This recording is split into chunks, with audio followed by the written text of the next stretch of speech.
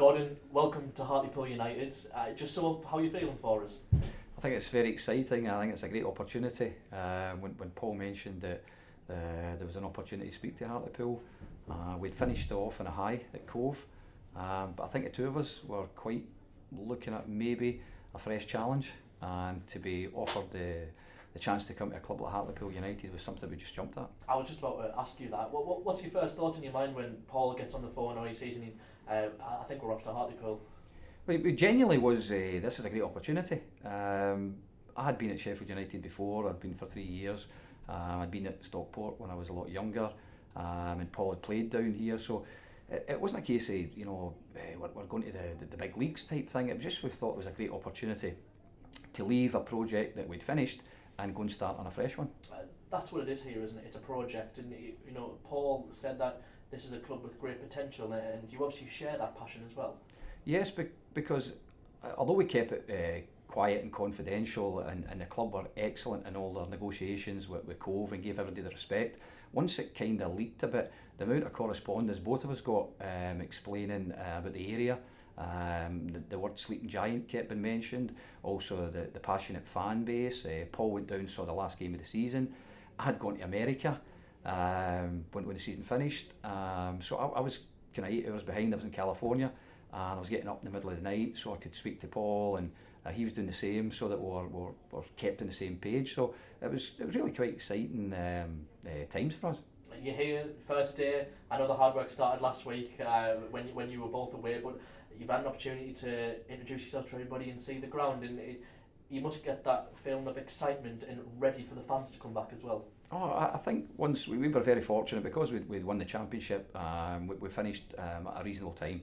It meant that we could go and recharge our batteries, and once you've been away for a couple of weeks, then you're desperate to get back in. And my first impression is the friendliness since we arrived here, and you tend to get a kind of feel that people want something to happen. So if we're tasked with making that happen, it's a wonderful opportunity. Talk to me a little bit about yourself then. 22 plus years in managerial experience, both here and abroad, and I'm sure you've got plenty of exciting stories. Now Paul's right hand man, but you've had your opportunity to be a first team manager as well. Yes, and I've been very fortunate in my career. Like you say, I've managed to work in 3-4 different continents with big clubs. I've worked in the international scene as well, but Paul and I have struck up a good relationship. It's a very healthy working relationship, built out of mutual respect, and also the way we go about our business seems to fit each other. I had the opportunity to go to Finland, but I felt the best opportunity was to stay with Paul because of how we work together. Talk to me a little bit about you and Paul, and you talk about this great relationship. What's the style that you and Paul are looking to bring to Hartlepool United if many fans haven't seen much of your teams? I think the first thing you'll get is effort and energy, and I think that's got to be a given. We are working class guys. That I'm from Motherwell, Paul's from Hamilton. The clubs that we've tended to work for and with have been of that ilk. So I think the fans will see an energy about the team, and I think that's got to be the starting point. We want to bring a bit of creativity, we want to bring a bit of flair, but the players, if you don't work hard and you don't apply yourselves, then I think you'll struggle here. You talk about going to the ground and seeing it for the first time, and you mentioned to me, and you asked me, you said about the noisy corner and the fans, and I know you've seen, as well as Paul was saying, you've seen videos of the fans and how exciting, how the passion here, and that's something that you're really all about. Again, because it's got a proper feel about it. I'm looking at the standing area.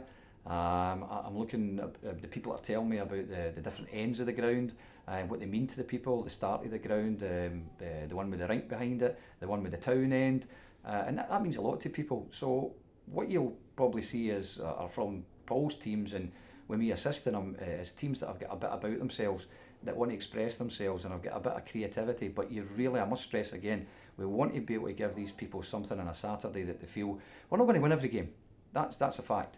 But I think if you show energy and you show commitment, I think people are a bit more forgiving to how you want to go about your business. What's the dynamic then between you and Paul? Are you the shouter and he's the tactic man, or is it the other way around? Or no, in our interview, I think when I was in America, when we conducted interviews, they asked the same question, the chairman and Lee, and Paul kind of rightly said he's the bad cop and I'm the good cop.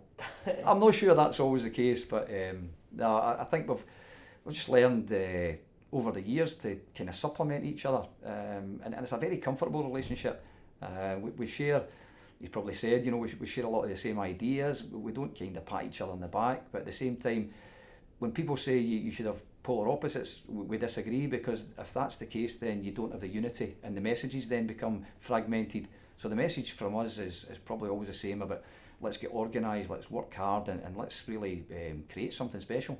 I saw in the office this morning you're already drawing on the whiteboard, putting together next week's schedule, and eager and ready to go. The lads come back in Monday, the Monday after. We're off to Portugal for the warm weather training camp. What's it kind of looking like over the next few weeks? Paul mentioned it's just hard work and ready to go. One of the things that we like to pride ourselves in is we'll keep everybody up to date with information, and I think if you're organised, you know, for example, planning people's schedule for the next month, it means they can look after their travel arrangements. I mean, they can look after childcare, and that's so important in this day and age, that we look after people's physical health and mental health. But if you're organised and you've got the right information, then that's the best. You know, forewarned is forearmed, and I think that's a big strength that we've got. How are you feeling? Excited? Really excited. Really excited. The fact that we came down yesterday, we had you know, like reiterating what I said earlier, we've had our break, we've had a nice bit of sunshine, bit of food, bit of wine, you can see my waistband. But it's now about getting the job done. It's about really getting our teeth into checking the training ground out. Like you say, we've got the next 6 weeks planned, we've got all the friendlies that we want to take in, we've got the daily training schedules all arranged, so it's just desperate to get involved now. Gordon, thank you very much. My pleasure.